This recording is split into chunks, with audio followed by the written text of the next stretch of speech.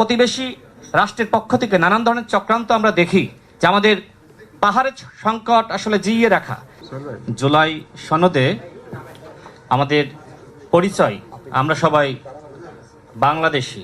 আমার কাছে মনে হয় যে জুলাই জাতীয় সনদে যে বিষয়টি নিয়ে আলোচনা করা হয়েছে যে আমরা কি আসলে বাঙালি নাকি বাংলাদেশি।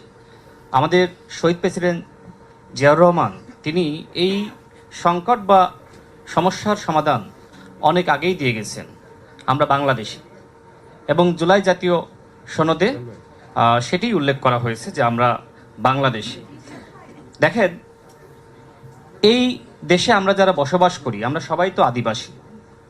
আদিবাসী মানে কি? আমরা যারা আগে থেকে এখানে বসবাস করছি, এখন আমাদের পাহাড়ে যারা আছে, যারা আমরা এই অঞ্চলে আছি, আমরা তো সবাই আগে থেকে বসবাস করছি। সুতরাং আমাদের এই যে বিতর্ক, এই বিতর্কের মধ্যে আমাদের না যাওয়াই উচিত। বরং আমাদের সংবিধানে যেটি মীমাংসিত ইস্যু এবং নতুন করে এটি নিয়ে আসলে বিতর্ক করার সুযোগ নাই। বিশেষ করে যে সময় পার্বত্য চট্টগ্রাম শান্তি চুক্তি হয়েছিল, তখনও কিন্তু সেই চুক্তিপত্রে আসলে আমরা যারা পাহাড়ে বসবাস করছে তাদেরকে কি নামে আখ্যায়িত করব সেটির সমাধান করা হয়েছে।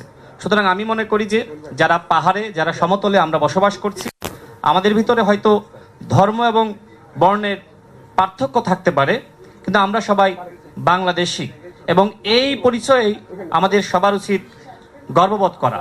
এবং বিশেষ আমি যে কথা বলতে চাই, জুলাই জাতীয় সনদ নিয়ে অনেকে কথা বলছে। দেখেন, আমাদের এখানে মাননীয় স্বরাষ্ট্রমন্ত্রী আছেন, তিনি বিএনপির পক্ষ থেকে জাতীয় ঐক্যমত কমিশনে তিনি প্রতিনিধিত্ব করেছিলেন এবং বিএনপি যে বিষয়গুলোতে ঐক্যমতে এসেছে এবং যে বিষয়গুলোতে ভিন্নমত ছিল সেটির সংখ্যা কিন্তু খুবই সীমিত। সেক্ষেত্রে বিএনপি সবার উদ্দেশ্যে বলেছিল যে এই ভিন্নমতের বিষয়গুলো আপনারা নির্বাচনী ইশতেহারে উল্লেখ করেন, এবং সেই মর্মে প্রত্যেকটা দল কিন্তু নির্বাচনী ইশতেহারে সেটি উল্লেখ করেছিল। এবং নির্বাচনের আগেই আমার কাছে মনে হয় যে সেই সংকট সমাধান হয়ে গেছে। এখন আমাদের সময় এই রাষ্ট্রের পুনর্গঠন। এই রাষ্ট্রের পুনর্গঠনে যদি সরকারি দল এবং বিরোধী দল আমরা একসাথে সমন্বিতভাবে কাজ করতে না পারি, তাহলে আজকে যে বিতর্ক, আমরা কি আসলে তাদেরকে ক্ষুদ্র নিগোষ্ঠী হিসেবে ডাকবো নাকি আদিবাসী হিসেবে ডাকবো? এরকম নানান বিতর্ক কিন্তু থেকেই যাবে। সুতরাং আমি মনে করি আসুন সবাই একসাথে কাজ করি, আমরা বাংলাদেশ গড়ে তুলি।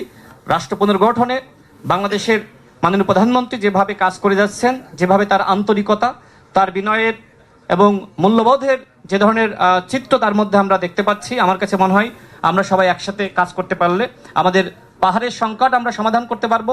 বিশেষ করে আমাদের প্রতিবেশী রাষ্ট্রের পক্ষ থেকে নানান ধরনের চক্রান্ত আমরা দেখি যে আমাদের পাহাড়ের সংকট আসলে জিইয়ে রাখা, এবং সেখানে আমাদের সেনাবাহিনীর সাথে প্রায়ই আমরা দেখি যে নানান গোষ্ঠী এক ধরনের মানে বলা যায় যে সংকট সৃষ্টি করে, পাহাড়কে নিয়ে চক্রান্ত করবে।